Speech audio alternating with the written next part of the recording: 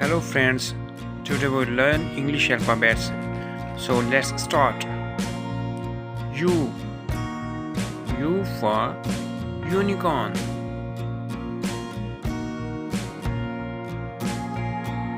V. V for van. V for van.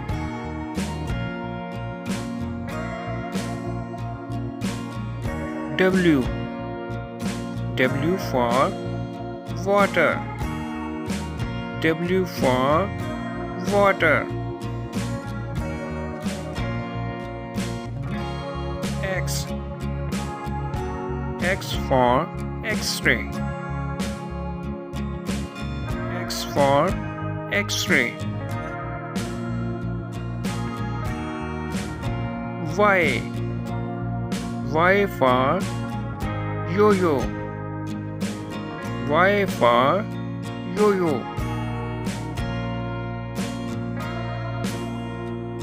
Z. Z for zebra. Z for zebra.